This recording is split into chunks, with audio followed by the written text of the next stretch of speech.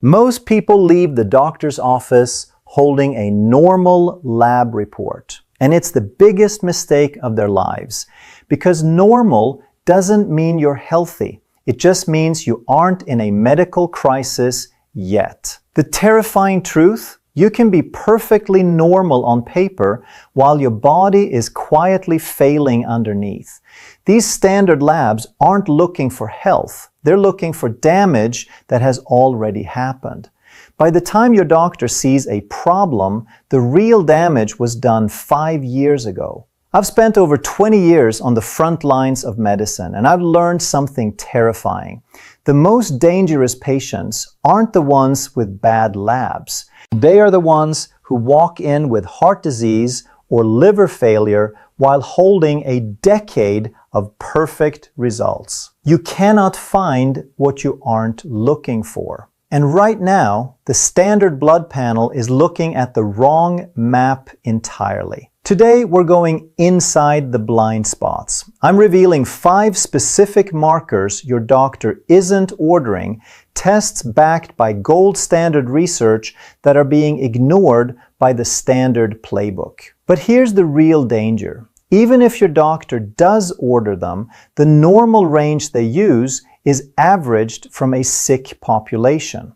In this video, I'm showing you why you need to be optimal. Let's start with fasting insulin. This is the cornerstone of everything we're discussing because it's the one test that reveals a silent metabolic crisis years before the system ever notices. When you get your annual blood work, your doctor checks your fasting glucose. If it comes back below 100, say a 90, you're given a clean bill of health.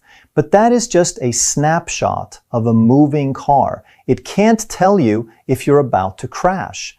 By the time your blood sugar finally rises, your pancreas has already been working overtime for a decade just to keep you afloat. It is exactly like a leaking boat. The water level looks controlled to the naked eye, but underneath the floorboards, the engine is screaming. Here is the gap. Your doctor sees that glucose of 90 and says you're fine, but they didn't check the pump.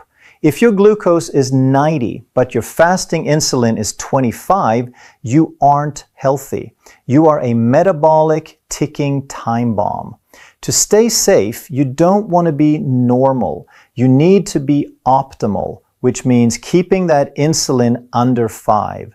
Your doctor is looking at the water level.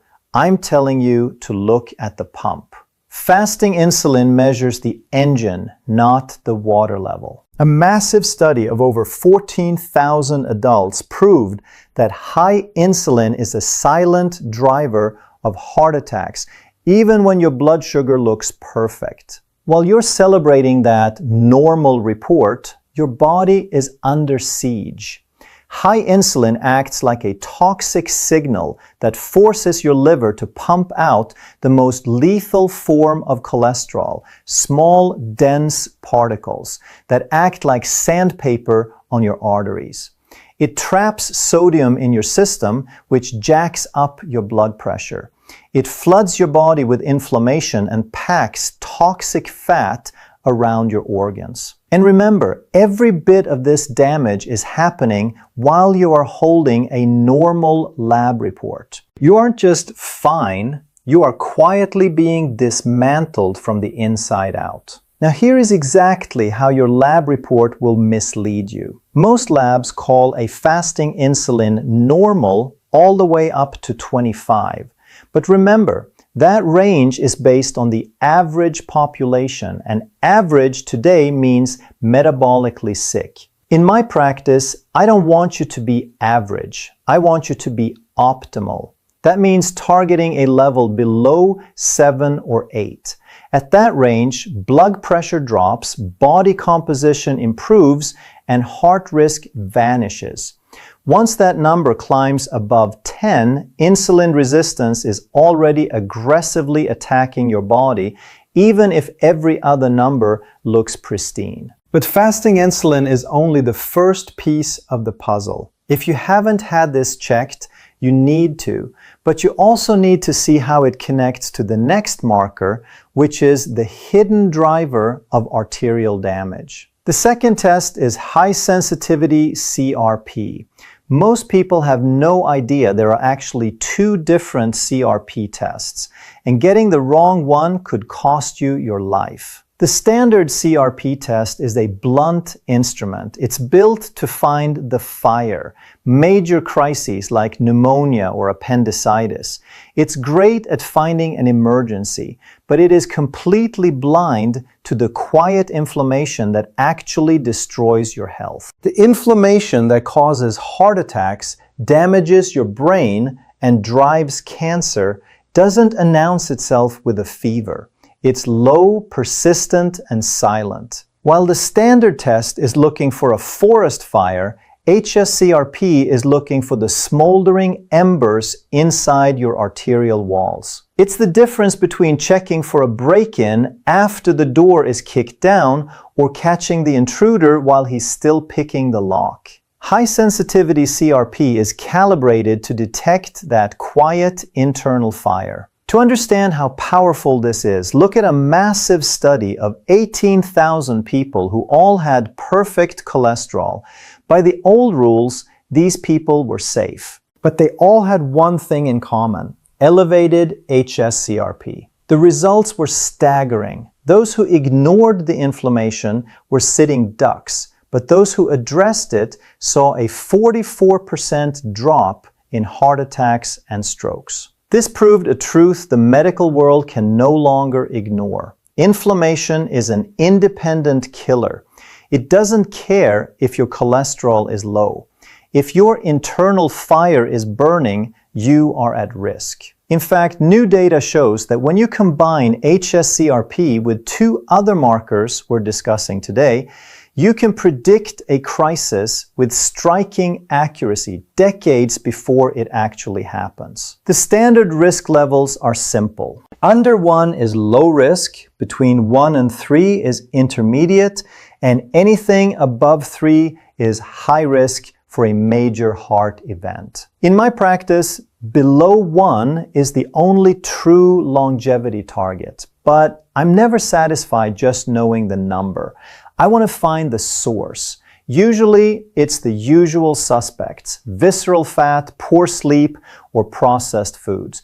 But there's one hidden trigger almost everyone misses: gum disease. If your gums are inflamed, your heart is at risk. It's a systemic fire that most people ignore until it's too late. Every one of these is a target we can fix. So if your doctor says it's fine, because they use the standard test, don't accept it. That is the wrong tool. The words high sensitivity are what save lives. Make sure those two words are on your next lab order. Now we come to ApoB, short for apolipoprotein B.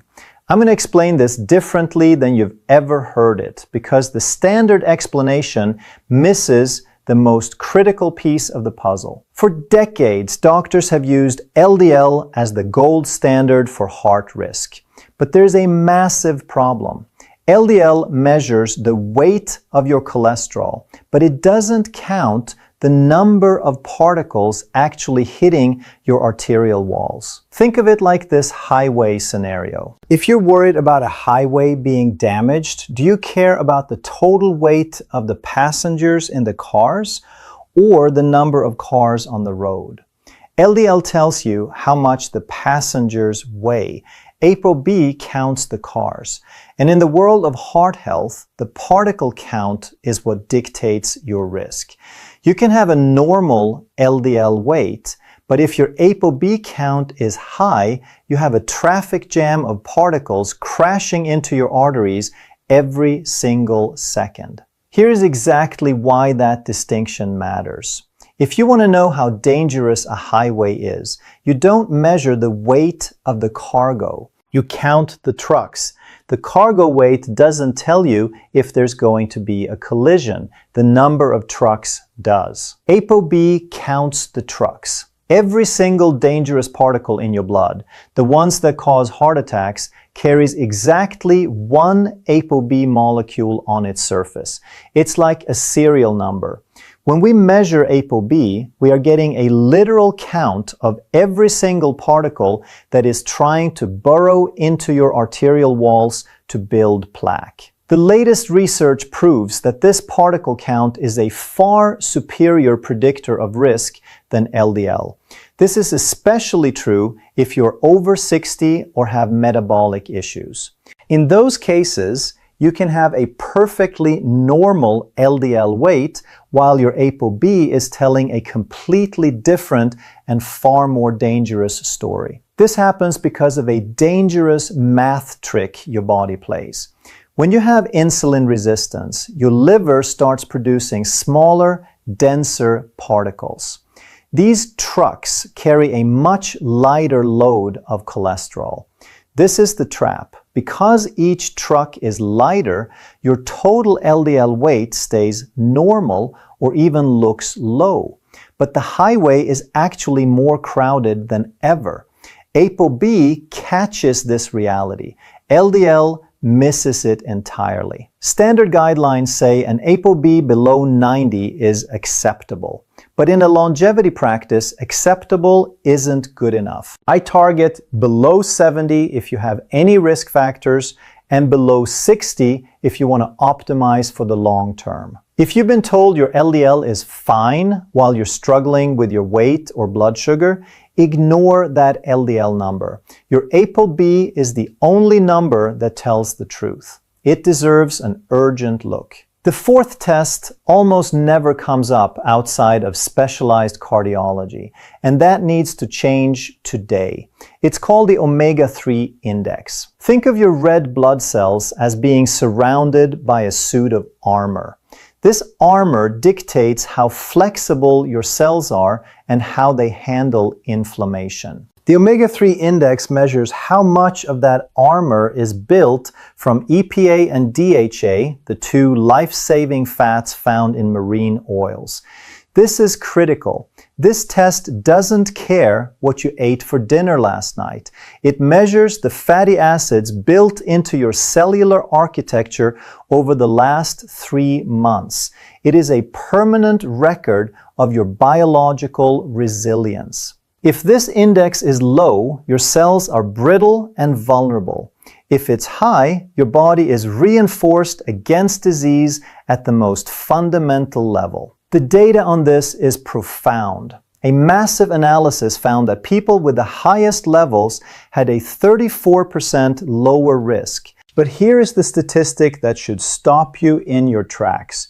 Having an omega-3 index below 4%, which is where the average person sits, carries the same cardiovascular risk as smoking. Let that sink in.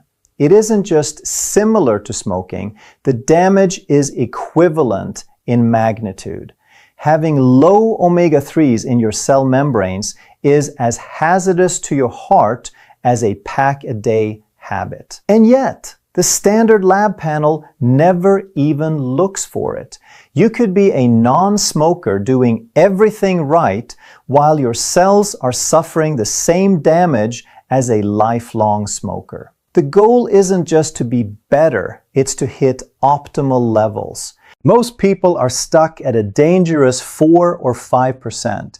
That gap isn't just a number. It is a massive divide in the health of your heart, your joints, and most importantly, your brain. For anyone over 60, this is vital. Research shows that a high omega-3 index is directly linked to a larger hippocampus, the specific part of your brain that handles memory and is the first to shrink in Alzheimer's. By hitting that 8% target, you aren't just protecting your arteries, you are stopping brain shrinkage in its tracks.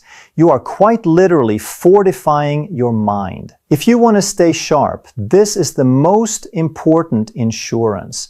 This test isn't at every corner lab yet, but securing this number is one of the highest yield decisions you will ever make for your future self. Why? Because if your index comes back low, The fix is direct, aggressive, and 100% proven. We use a specific protocol, 2 to 4 grams of pharmaceutical-grade EPA and DHA daily. This isn't a maybe. Clinical trials show this reliably moves your index into the safety zone in just 3 to 4 months. You aren't just taking a supplement, you're performing a 90-day cellular reset. You aren't guessing anymore. You are surgically repairing your health at the source. Now we come to the 5th test, and I need you to pay the closest attention here. Unlike the others, there is a very good chance your doctor has already ordered this. It's on almost every standard blood panel. It's sitting on your lab report right now with the result that you were likely told is normal. The test is GGT, gamma-glutamyl transferase. And here is the unsettling truth. The normal range your lab report uses is almost certainly dangerously wrong. GGT is traditionally seen as just a liver marker, but it's actually a window into your oxidative stress and your body's ability to detoxify. Pay attention here. Because the standard range is so broad, you can be in the early stages of metabolic collapse while your report still glows green. We're about to look at the numbers the system missed. GGT is a liver enzyme. Historically, doctors only looked at it to check for heavy alcohol use or advanced liver disease. But that narrow view is a dangerous mistake. Over the last 15 years, the research has changed. We now know that GGT is actually a highly sensitive early warning sensor for your entire body. It isn't just about the liver. It is a window into your oxidative stress. Think of it as your body's internal rust sensor. It detects systemic metabolic breakdown long before your other numbers move. It is your first responder, the marker that tells us your body is struggling to handle the stress of your diet and environment years before a crisis hits. The evidence is undeniable. A massive study followed over 3,000 adults for more than a decade, and the results were chilling. People with GGT in the upper normal range had a significantly higher risk of heart disease, diabetes, and early death. Crucially, this was true even for people who never touched a drop of alcohol. This study proved that GGT is a signal of total toxic load. It measures the internal stress that is eating away at your system, completely independent of how your liver actually looks. You can have a perfectly healthy liver and still have a GGT score that says your body is in metabolic survival mode. The data is clear. Research found that GGT levels between 25 and 40, which most labs label as normal, are actually early warning signs of metabolic disease. For genuine health, the science identifies an optimal level below 16 for women and below 20 for men. Now look at your lab report. Most labs say anything up to 45 for women is just fine, and 65 for men is normal. That gap is enormous. It exists because those ranges were built from the population average, an average in an era where fatty liver disease is skyrocketing. If you compare yourself to the average American, you are comparing yourself to someone in metabolic crisis. In today's world, being normal is a dangerous place to be. You don't want to be common. You want to be optimal. When I see GGT climbing, even deep inside that normal range, I treat it as an urgent early warning. It is a signal of hidden insulin resistance and internal stress.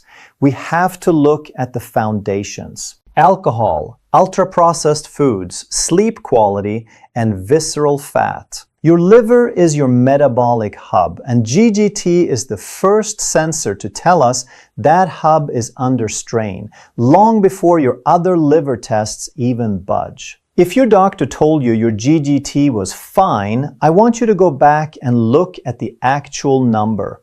If it is above 20 for a woman or above 25 for a man, that isn't just normal. That is a data point that demands a serious conversation about what is driving your internal stress. Let's bring this all together. I don't want you to leave this video with just a list. I want you to leave with a plan. Fasting insulin, HSCRP, ApoB, omega-3 index, GGT. None of these tests are exotic. They don't require a specialist. They can all be ordered by your primary care doctor with a standard lab form. But here is the reality. You will likely have to ask for them specifically. The default panel was designed for a different era of medicine. It was built to diagnose a disease after it arrived. I am showing you how to find it before it takes root. The medicine emerging right now, the care that will define the next 20 years, is built on these signals. We are no longer waiting for the chest pain. We aren't waiting for your A1C to hit that 6.5 cliff where you're officially a quote-unquote patient. Instead, we are catching the metabolic fingerprint of disease while it is still 100% reversible. This is the point where the intervention is simple and your outcome is dramatically better. You aren't just saving money on future bills, you are buying back years of health and independence that the standard system would have let slip away. You are the one who has to ask for these tests. Some doctors will be receptive immediately, others will want research. Either way, walk into that office informed. Know your targets. Know why every marker matters. Your health data belongs to you, and the more of it you hold, the better equipped you are to protect what matters most. I'm Dr. Michael Kent, and remember, a clean standard panel doesn't mean the story is over. It often just means nobody was reading the right chapters. If you want to know the 3 exact foods that can lower your GGT in 30 days, watch this video next. Use this data to consult your team. Stay sharp, stay informed, and most importantly, stay healthy. See you in the next one.